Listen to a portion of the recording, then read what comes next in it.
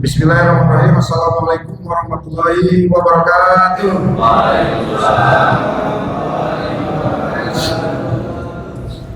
Alhamdulillah wassalatu wassalamu ala Rasulillah la haula wala quwwata illa billah. Saya Salim Samsudin, Ketua Lembaga Pemberdayaan Masyarakat Kelurahan Ciketmudik. Hari ini di Ngabuburit bareng LPM. Sore hari ini kita berada di Masjid Darussalam bersama dengan dua Ustadz, dua pengurus LPM di bidang KKM kesejahteraan. Ustadz, tanya bang? Emang kan?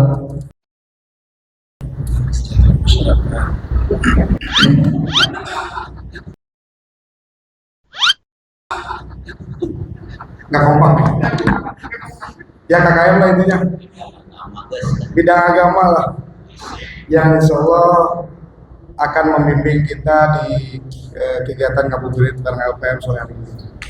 Selanjutnya ngabuburit bareng LPM di Masjid Darussalam ini sekaligus pertama kalinya, mohon maaf sebelumnya untuk DKM Masjid Darussalam, saya jarang bersilaturahmi ke masjid ini, tapi alhamdulillah terkait dengan bantuan sudah masuk ya Pak di periode pertama mungkin.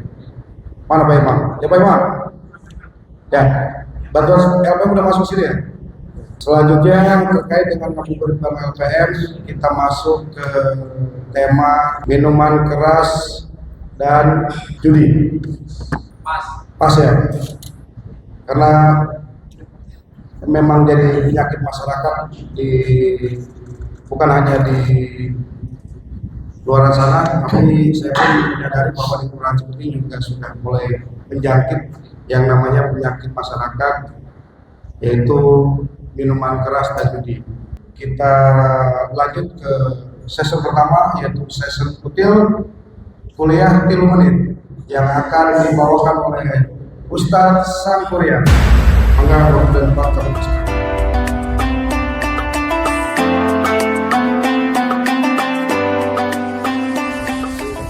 Bismillahirrahmanirrahim.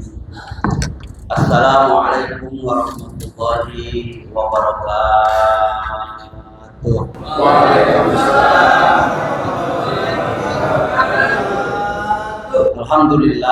Alhamdulillahilladzi ja'ala Ramadhana li ibadihi mu'minin.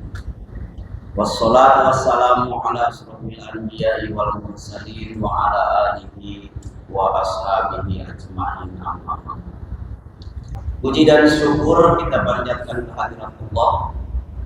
Allah masih berikan kepada kita nikmat sehat walafiat, sehingga alhamdulillah dalam kondisi kita masih berpuasa di bulan suci Ramadan. Mudah-mudahan ibadah puasa kita walaupun banyak sekali kekurangan, ketidaksempurnaan, Allah terima amal ibadah puasa kita. Amin. Jamaah sekalian, dari mulai kita bangun tidur sampai tidur kembali, kita selalu dihadapkan terhadap dua persoalan ini yang selalu berlawanan. Dari mulai kita bangun tidur sampai tidur kembali, akan selalu kita hadapi dua persoalan ini, di mana kita salah memilih dan memilah alamat sakoah kita jadi orang yang salah. Mana itu dua berlawanan? Yang pertama benar, yang kedua salah. Mana perbuatan ibadah, mana perbuatan dosa.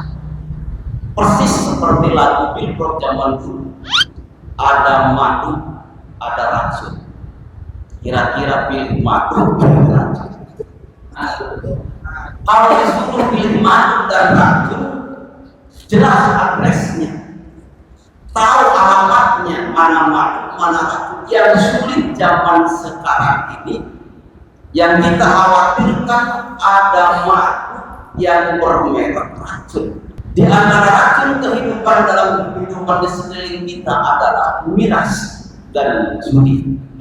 Apalagi zaman sekarang sudah modern, yaitu minuman keras dan judi online.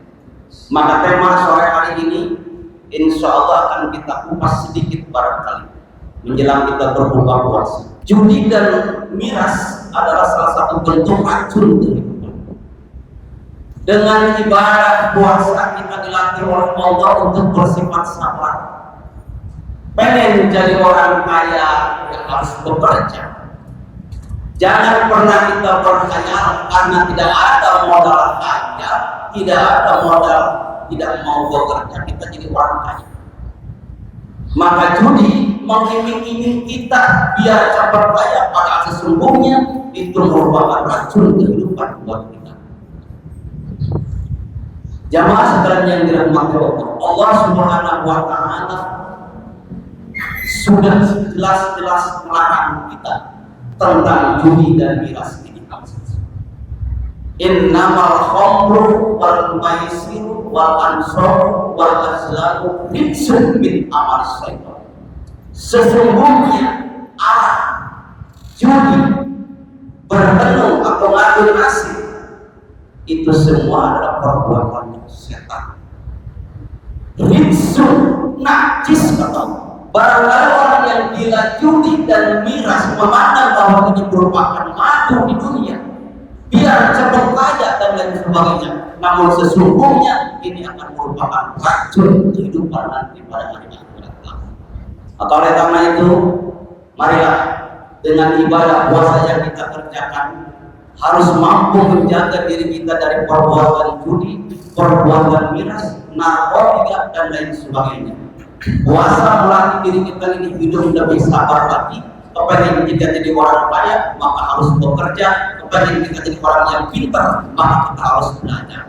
Jamaah sekalian, ini saja yang dapat sampaikan. Walaupun singkat, mudah-mudahan ada manfaat.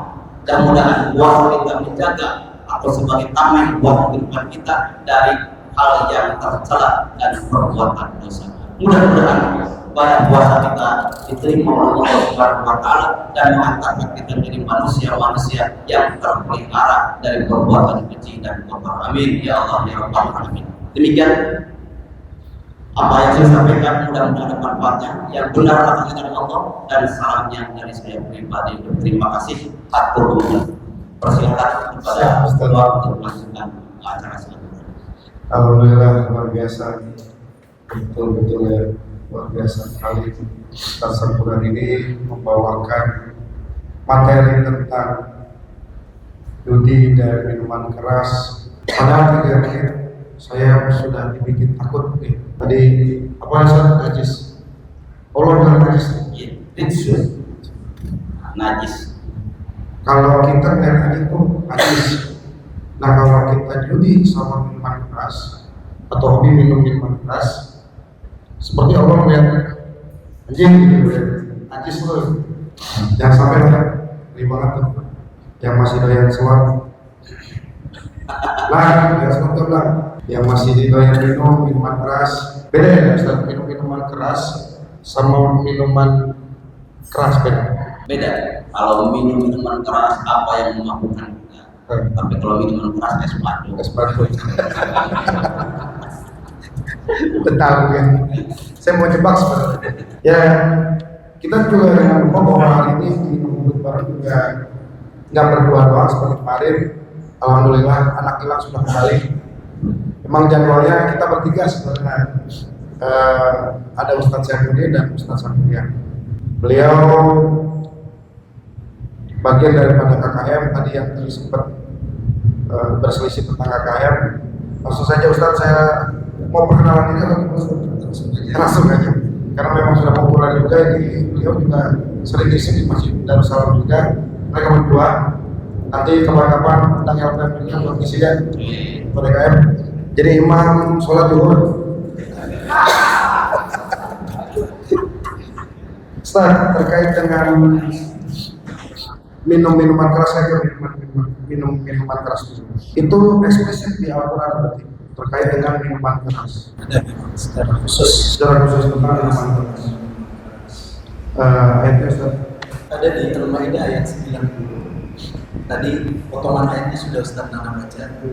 Ya ayyuhalladzina amanu innamal khamru wal maisir wal ansab wal azlamu rijsun min amali syaitan fajtanibuhu la'allakum tuflihun. Di situ ada kata al-maisir, itu maksudnya judi, khamr, minuman keras. Cuma minuman keras di dalam Quran tidak dipecah, dia cair dan padat. Pada kenyataan kehidupan kan ada dua minuman keras itu. Ada yang cair, minuman yang beralkohol, ada yang padat seperti narkoba, psikotropika, zat adiktif itu yang kayak gitu. Itu ada di Quran, pembahasannya secara khusus. Ya, jadi posisinya narkotika, jadi khamr itu bukan cuma minuman keras, tapi termasuk dengan narkotika atau narkoba gitu. Nah, Ustaz, terkait judi sendiri, tadi kata judinya mengadu nasib, Termasuk di dalamnya. Jadi mengundi nasib dengan anak panah itu termasuk dari bagian judi. Sebenarnya dibahas di Al-Maidah 90, Al-Maisir itu segala bentuk perjudian, modelnya seperti apa saja itu haram, harus dijauhi. Ya, terlepas posisinya judinya itu mau slot kah, mau ngitungin mobil angkot, plat nomornya yang belakangnya berapa, itu kadang pernah tuh kita nanti mau punya Pak RT paham tuh. Bolehkah hasil judi dipakai untuk bersedekah, Ustaz? Anggaplah kalau kita tahu bahwa judi ini haram, lalu kita berusaha ngurangin dosanya dengan bersedekah dari uang hasil judi. Boleh nggak, Ustaz? Bersedekah, berzakat dengan harta dari cara batil tentunya ditolak oleh Allah Subhanahu wa Ta'ala. Jadi ketika kita mau berzakat, sekalipun alasannya kadang-kadang sering kita salah. Kadang-kadang kita sedekah zakat itu untuk membersihkan harta. Tapi dalam artian bukan harta yang memang diperoleh dari cara yang kotor. Jadi kalau berzakat bersedekah dengan harta dari cara-cara yang batil, termasuk cara judi tadi, maka ditolak oleh Allah Subhanahu wa Ta'ala, tidak dibolehkan. Kalaupun bersedekah berzakat itu tujuannya membersihkan harta, karena memang di dalam harta yang kita miliki itu hakul lisaili wal mahrum, ada hak orang-orang yang memang membutuhkan. Jadi dibersihkan harta itu untuk diberikan kepada mereka yang berhak, seperti anak yatim, fakir miskin dan lain sebagainya. Jadi kalau bersedekah nyumbang masjid nih, tapi dari uang judi itu ditolak oleh Allah Subhanahu wa Ta'ala, maka tidak akan punya nilai apa-apa dan amaliyahnya sia-sia saja. Jadi barangkali dari saya menambahkan ada cerita sedikit anekdot. Ada orang berjudi, dia padahal tahu kalau itu tidak boleh, bahkan perbuatan najis. Tapi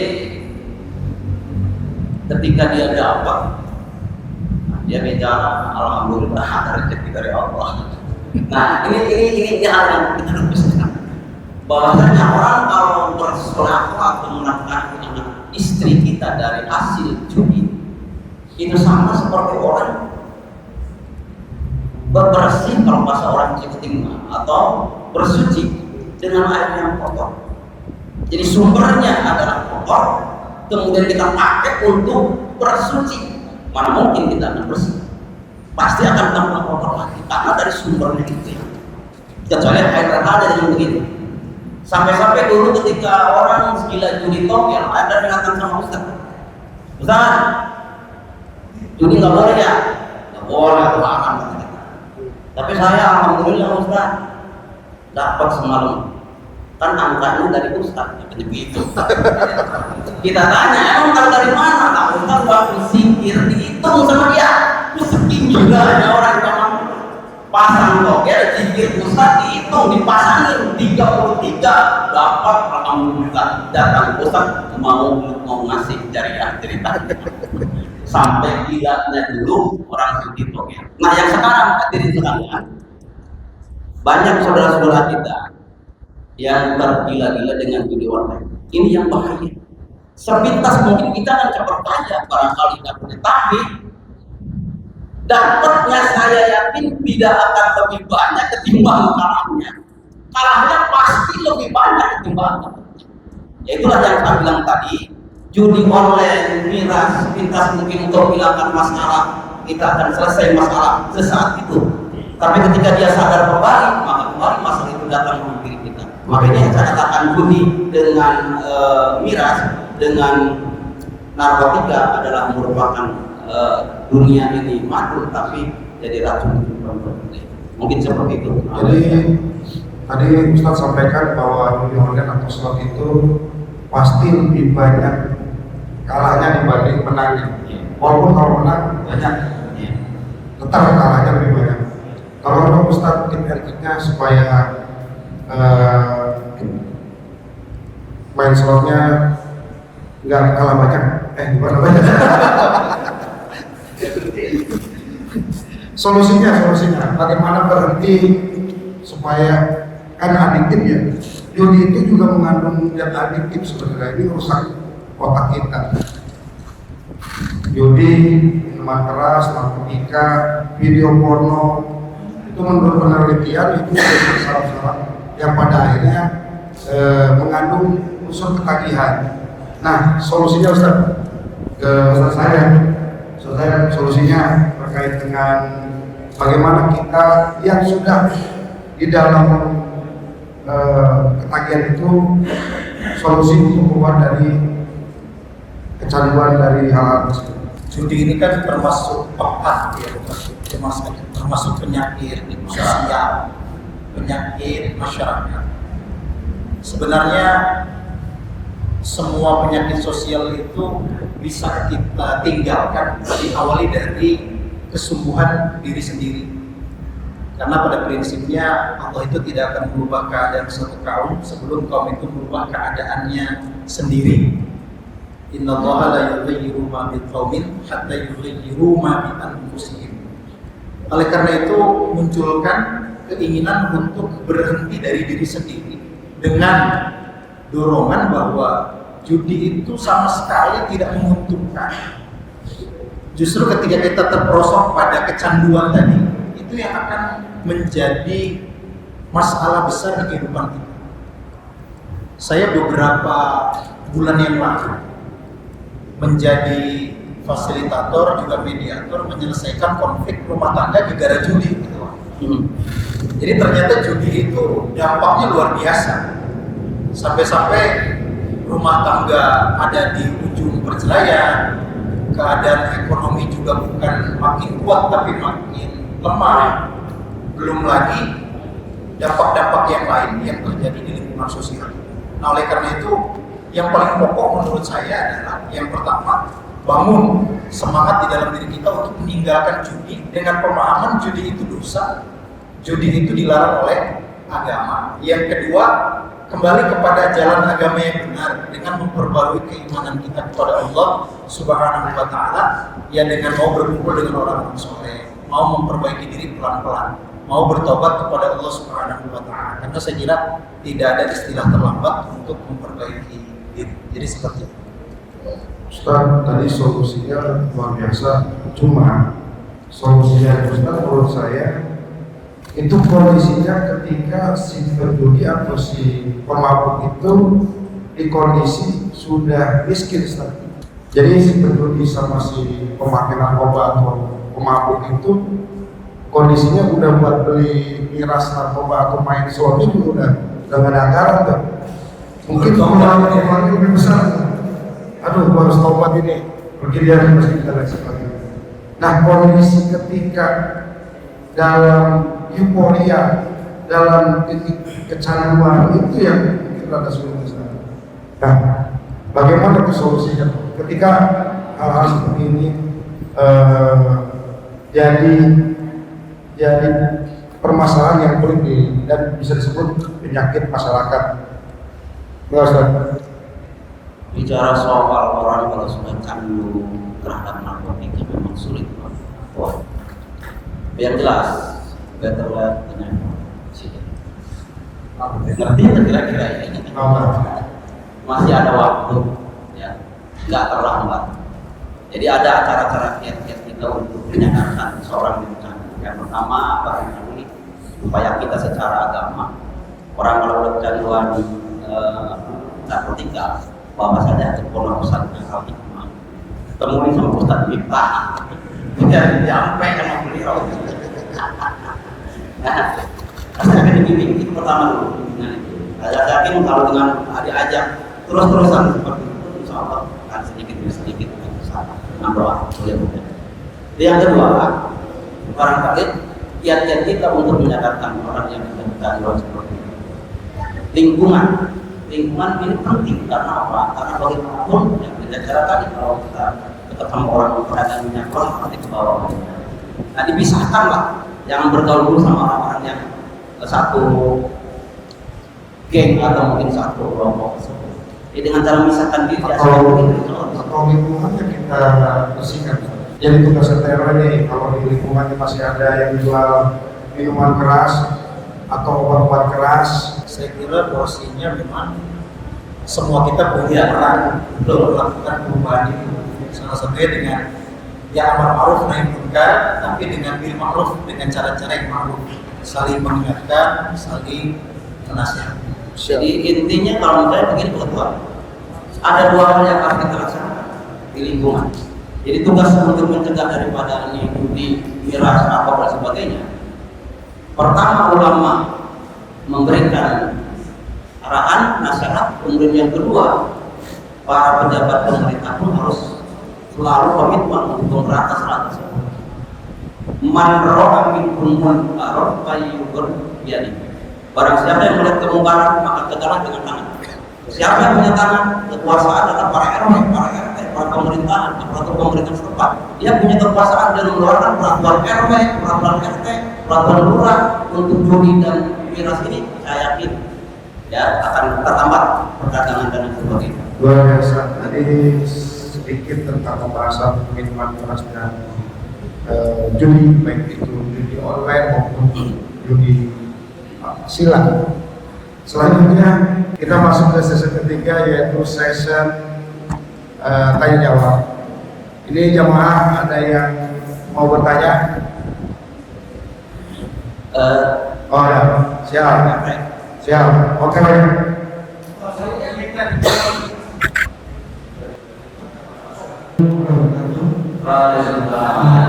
Saya ingin tanya, tapi tadi sedikit sudah dijawab. Namun ini untuk memperjelas Ustaz, yaitu tentang judi online atau slotnya. Sekarang ini kan lagi puasa. Ya kalau dulu waktu zamannya saya masih gila sih kalau judi harus berempat ya, main kartu ya. Nah, kalau sekarang sendiri dalam kamar alasannya puasa, padahal dia nge-slot. Nah itu gimana itu? Ya, di satu sisi dia puasa, ya kan? Di satu sisi dia nge-slot. Terima kasih. Tolong dijawab Ustaz. Oke, bukan baik. Oh, iya. Apapun bentuknya perjudian itu tidak dibenarkan dalam agama. Apalagi sekarang di bulan suci Ramadan, apalagi kita sedang berpuasa. Memang seharusnya puasa kita itu bukan sekedar tidak makan dan minum saja, tapi juga mampu mempuasakan seluruh panca indera kita dari perkara yang membatalkan puasa, membatalkan pahala nilai puasa kita di hadapan Allah Subhanahu wa Ta'ala. Jadi ketika kita berjudi jelas itu bagian dari bermaksiat kepada Allah Subhanahu wa Ta'ala. Maka jauhi, tinggalkan model-model yang seperti itu. Alasannya di dalam kamar itu. Ingat, kita itu bukan cuma Islam, bukan cuma iman, tapi juga harus ihsan. Jadi aktivitas apapun yang kita lakukan sesungguhnya diperhatikan, diamati oleh Allah Subhanahu wa Ta'ala. Sekalipun di dalam kamar sendirian main handphone, main judi slot online gitu ya, tidak ada yang tahu, tapi Allah Subhanahu wa Ta'ala tahu yang kita lakukan. Jadi jangan rusak ibadah kita di bulan Ramadan dengan perkara-perkara maksiat kepada Allah Subhanahu wa Ta'ala, salah satunya judi tadi. Jadi menambahkan sedikit barangkali ada dua hal yang harus kita jaga ketika kita berpuasa. Yang pertama yang membatalkan puasa. Yang kedua yang membatalkan pahala puasa. Ya, Ya, jadi berapa banyak orang yang berpuasa tidak mendapatkan apa-apa dari puasanya? Karena mungkin secara puasa yang apa yang disampaikan oleh Pak Ustaz tadi sah, tidak batal. Tapi secara pahala puasa, no, karena tidak mampu menjaga hal yang membatalkan pahala puasa. Mungkin demikian Pak Ustaz. Terima kasih. Ya, jadi kesimpulannya kasihan si Pitung sebenarnya. Dia mencuri buat bantu orang yang lemah. Nah, itu nanti pembahasannya di next episode ya. Karena memang waktunya sudah tinggal 2 menit lagi. Alhamdulillah pembahasan LPM kali ini jadi satu gambaran bagaimana masyarakat Kelurahan Cikunir masih ada lah, masih ada yang namanya penyakit masyarakat. Oleh karenanya tadi kita semua punya kewajiban untuk amal ma'ruf nahi munkar. Jadi dengan sendirinya lingkungan kita jadi lingkungan yang aman, nyaman untuk ditinggal. Itu aja saja. Saya rasa karena waktu tinggal 1 menit lagi untuk berbuka, bisa tutup di acara Ngabuburit Al-Quran ini. Kurang lebihnya mohon maaf. Wabillahi taufiq wal hidayah. Assalamualaikum warahmatullahi wabarakatuh. Waalaikumsalam warahmatullahi wabarakatuh.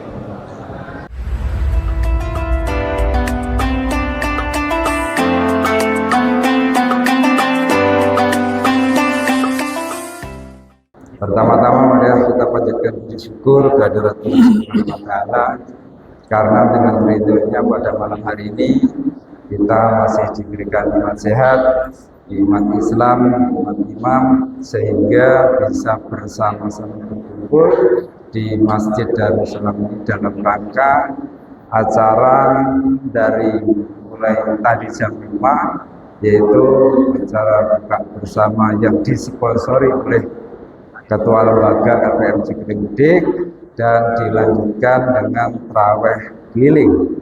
Alhamdulillah ini adalah program yang dicanangkan oleh Lembaga Pemberdayaan Masyarakat LPM kita yang mungkin mulai tahun ini baru dilaksanakan.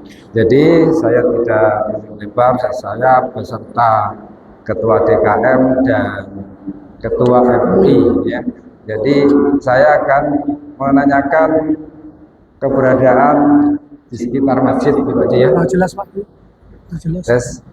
Nggak jelas suaranya. Saya akan menanyakan tentang masjid. Kebetulan saya selaku Ketua RW 09 mewakili Pak Lurah. Biasanya yang hadir di sini adalah Pak Lurah yang dari Kelurahan Cikunir. Hari ini beliau ada rapat paripurna ya Pak Ketua LPM. Jadi mau tidak mau saya yang harus mewakili. Saya lihat ini Pak Haji nih, masjid ini memang sudah mulai bagus, mulai megah ya. Amin. Tapi kayaknya belum sempurna ya Pak Haji ya. Ya. Ini mumpung ada Ketua LPM, program apa yang kira-kira Pak Haji lakukan untuk dari mulai sekarang sampai tahun akhir tahun ini? Ya, tolong diiniin Pak Haji supaya nanti siapa tahu nanti dari Ketua LPM itu oh ini kurang plafon bisa dilaksanakan insya Allah ya mumpung ada. Amin. Kalau enggak nih Bapak sekalian ya monggo Pak Haji program apa yang dilaksanakan oleh DKM di Masjid Darussalam silakan. Baik. Assalamualaikum warahmatullahi wabarakatuh. Alhamdulillah, puji dan syukur kita panjatkan kehadirat Allah Subhanahu. Salawat dan salam semoga selalu tercurahkan, terlimpahkan kepada junjungan kita Nabi Muhammad SAW. Ini langsung aja Pak ya, karena waktu kita memang ada Ustadz juga. Pertama saya mengucapkan banyak terima kasih dengan program dari Pak LPM, juga dari Kelurahan Cikunir, juga dari MUI. Alhamdulillah 3 aparatur kita bisa menyatu dan malam ini tarling kedua Pak ya, kedua dan ini di Masjid kita Darussalam, insya Allah besok di Masjid Bagus Salam. Saya mengucapkan banyak terima kasih kepada dari tim kelurahan, dari LPM, dari MUI telah menyuangkan waktunya untuk hadir semua pada jemaah sekalian. Namun kami dari DKM mohon maaf sebesar-besarnya kalau dalam penyambutan buka puasa menyediakan segala sesuatunya kurang berkenan, mohon dimaafkan. Dan juga banyak terima kasih atas supportnya Pak LPM. Baik, Pak RW untuk menyingkat waktu. Tadi sore beliau sudah langsung hadir ke sini. Ceritanya beliau lihat-lihat nih musola masjidnya seperti ini ya, gitu kan. Dulu kan musola betul, gitu kan. Karena jamaahnya sudah makin banyak, makin makmur, TPA ada, PAUD ada, ya kita kembangkan menjadi masjid. Alhamdulillah difasilitasi semua. Masalah surat juga dari Pak Sewet, Pak Ep, beliau juga alhamdulillah aktif untuk memproses, dan masjid dalam waktu jalan 4 tahun ini seperti ini kondisinya. Nah tadi Bapak LPM sudah lihat-lihat nih, pelapon belum ada, lantai 1, lantai 2 itu Pak ya, betul ya? Belum ada laponnya nih. Saya sampaikan juga ke beliau, betul Pak, lapon belum ada, tapi kalau karpet, cat, alhamdulillah sudah ada yang tackle, nggak boleh dikasih ke siapa-siapa. Nah silakan Pak LPM untuk bisa menganggarkan plafon. Nah beliau tadi ngobrol-ngobrol di sana Pak, alhamdulillah kalau bahasanya agama kita udah ijab kabul, udah salaman. Tadi ada di foto juga, alhamdulillah. Tadi dari LPM, kru LPM juga udah mendokumentasikan di foto. Insya Allah tadi beliau sampaikan bukan triwulan ini, tapi insya Allah tahun ini mudah-mudahan terrealisasi untuk plafon Masjid Darussalam lantai 1 dan 2, sehingga AC yang harusnya nyaman tambah dingin ini bisa nyampe ke lantai 2 gitu Pak ya. Mohon doa ikhtiar dari bawah sekalian, mudah-mudahan Allah memberikan kemudahan kepada Bapak Ketua LPM untuk merealisasikan apa yang menjadi tugas tanggung jawab beliau di LPM. Sebagai anak Allah sampaikan, la in syakartum la zidanakum wa la in kafartum inna ala dzabiri lasadir. Barang siapa mensyukuri nikmatku, maka Allah akan tambah nikmatku. Namun kalian mengkufuri, sungguh pedih siksa Allah. Dan beliau diberi amanah. Dengan tangan beliau, dengan pena beliau, beliau membuat realisasi untuk kemajuan di Ciketeng UD. Mungkin ini Pak. Baik, terima kasih. Alhamdulillah Ketua Lembaga sudah menyanggupi untuk pelapon di Masjid Darussalam. Insya Allah tahun ini kita pelaponnya sudah bagus dan mudah-mudahan beliau Ketua LPM selalu diberikan kesehatan ya. Dan tolong juga untuk Pak Ketua DKM, di samping LPM nanti mau merealisasikan, tolong GSA juga digalakkan. Ya insya Allah GSA ini alhamdulillah dari ibu-ibu PKK dan kru RT RW ini dalam tahun ini sudah dari mulai awal ya Pak ya, itu sekitar 319 jutaan itu sudah masuk ke ke masjid ini. Itu khusus GSH, gerakan sedekah harian dari ibu-ibu dari RT 1 sampai RT 10 RW 09. Alhamdulillah, terima kasih banyak ibu-ibu yang telah meluangkan waktunya untuk tiap hari berputar, tiap minggu berputar mengumpulkan 2.000-3.000 sehingga terkumpul. Terima kasih. Semoga menjadi amal sedekah, amal jariah, semuanya dimudahkan oleh Allah SWT. Allahumma amin. Baik, terima kasih. Menginjak yang selanjutnya, kebetulan kita kedatangan tamu yaitu Ketua MUI Kelurahan Ciketeng Udik. Mohon kiranya Bapak Ketua MUI sebelum memberikan program apa yang harus dilaksanakan di MUI Kelurahan Ciketeng Udik, tolong nanti perkenalan, katanya kalau tidak kenal tidak sayang ya. Jadi nanti setelah perkenalan apa program yang dilaksanakan oleh Ketua MUI Kelurahan Ciketeng Udik, silakan Pak. Assalamualaikum warahmatullahi wabarakatuh. Waalaikumsalam. Alhamdulillah, wassalatu wassalamu ala rasulillah, wala haula wala quwwata illa billah. Yang terhormat Bapak Ketua DKM Masjid Darussalam beserta seluruh pengurus. Yang terhormat Bapak Ketua LPM Kelurahan Ciketeng Udik beserta seluruh pengurus. Yang terhormat Bapak Ketua RW 09 beserta seluruh pengurusnya. Yang terhormat Bapak Ustadz yang dari Bekasi ya. Hati Dayak. Masya Allah. Alhamdulillah beliau bisa tepat waktu hadir di tengah-tengah kita. Amin. Pertama-tama mari kita memanjatkan puji dan syukur kepada Allah Subhanahu wa taala. Salawat dan salam semoga disampaikan kepada Nabi Muhammad sallallahu alaihi wasallam. Anda Seluruh pengurus MUI yang hadir, ada Dewan Pembina, ada Wakil Ketua MUI Kelurahan Cipete Budi, ada bidang-bidang yang hadir pada hari ini. Yang saya hormati Bapak dan Ibu hadirin jemaah yang dimuliakan Allah Subhanahu wa taala. Kami adalah kepengurusan baru di Kelurahan Cipete Budi masa bakti 2023-2028. Yang sebelumnya Majelis Ulama Kelurahan Cipete Budi dipimpin oleh almarhum Bapak Haji Ahmad Syahid Karim. Saat beliau bertugas sebagai ketua, saat itu saya masih menjabat sebagai wakil. Dan saat ini ditentukan oleh teman-teman dipilih oleh seluruh perwakilan eksekutif di Kelurahan Cipete Budi untuk melanjutkan organisasi Majelis Ulama Kelurahan Cipete Budi ini dengan tujuan tadi diminta programnya apa aja. Udah kenal belum sekarang? Belum. Langsung aja kenalan, gak usah lama-lama. Betul, belum kenal ini. Saya pernah ngisi peringatan Maulid Nabi Muhammad SAW di sini ibu-ibu. Iya. Siang, mungkin masih ada yang ingat. Jadi kalau tinggal, alhamdulillah tinggal masih di Kelurahan Cipete Budi. Dan nggak mungkin jadi ketua MUI Cipete Budi kalau di luar Cipete Budi ya. Di RW 1 tepatnya masih menjabat sebagai ketua DKM Masjid Jamin Nurul Iman. Hadirin jemaah yang dimuliakan Allah Subhanahu wa taala, alhamdulillah usia saya masih muda. Masih 46 tahun, masih muda perasaannya, kayak 25 tahun aja. Apalagi kalau ketemunya sama anak muda yang rajin tarawih, berasa muda lagi kita. Amin.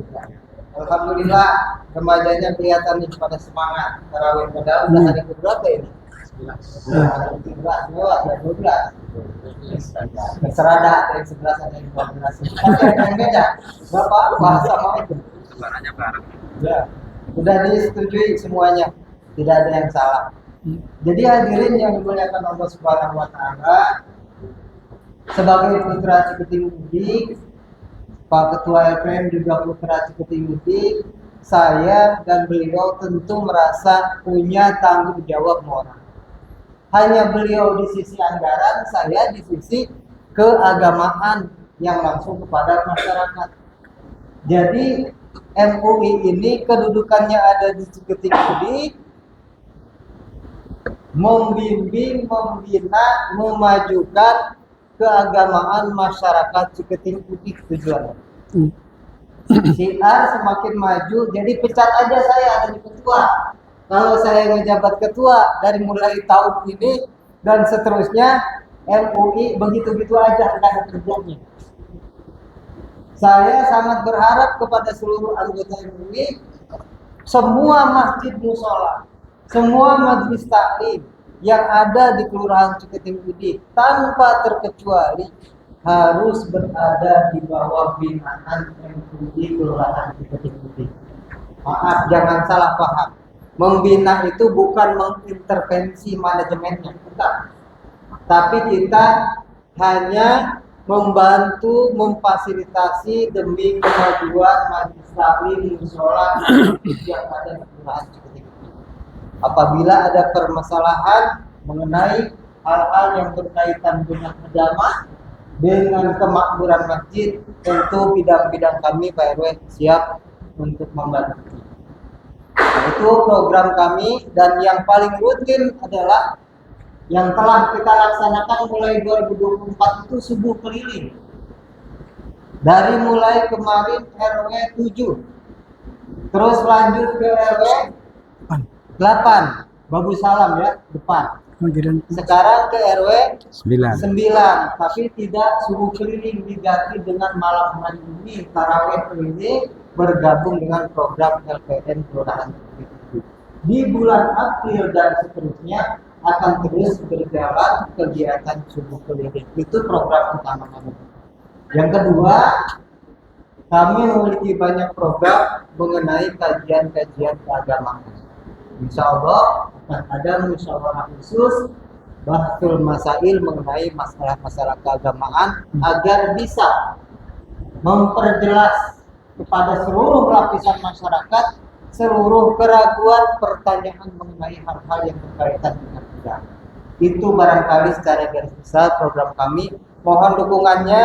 Saya perkenalkan diri saya malam hari ini beserta para pengurus. Di sini ada Dewan Pembina Pak Kiai Miftahul Halim, kemudian Wakil Ketua Bapak Ustadz Yazid Bustami. Kami ingin bersinergi dengan seluruh pengurus DKM Masjid dan Mushola Sekolah yang cukup tinggi. Itu saja yang bisa saya sampaikan. Wassalamualaikum warahmatullahi wabarakatuh. Waalaikumsalam warahmatullahi wabarakatuh. Alhamdulillah dari Ketua MUI nanti akan membina atau memberikan apapun yang ada solusi di Kelurahan Ciketindik, dan mudah-mudahan semuanya nanti bisa berjalan lancar. Dan saya sampaikan juga Pak Ketua MUI di Masjid Darussalam ini adalah karena masyarakatnya menjemuk, saya semuanya bisa masuk ke sini. Yang penting kerukunan umat beragama, kerukunan kita semua. Jadi mazhab apapun kita harus bersama-sama di masjid ini. Jadi jangan sampai nanti ada sisilah gini, tidak ada. Jadi semuanya di sini memang kita wadahin untuk kemakmuran masjid di Darussalam. Itu aja yang mungkin bisa saya sampaikan. Sekali lagi terima kasih Ketua LPM. Insya Allah tahun depan kita sudah berpelapor, dan terima kasih juga kepada Ketua BKM. Alhamdulillah warga kita yang rumahnya ambruk kemarin sudah dibetulin. Mana Ketua BKM tadi? Itu beliau yang membetulkan, dan insya Allah nanti di tahun ini ada lagi yang akan dibetulkan. Semuanya ini adalah dari jerih payah Ketua LPM, ya, karena semuanya bersumber dananya dari Ketua LPM. Kalau Rutilahu yang di atas ada di Kota Bekasi, provinsi, tapi kalau yang di perumahan diprakarsai oleh Ketua LPM. Sekali lagi, mudah-mudahan Ketua LPM selalu sehat dan selalu diberikan kenyamanan. Itu saja yang bisa saya sampaikan. Mohon maaf apabila ada kekurangan. Akhirul kalam. Assalamualaikum warahmatullahi wabarakatuh.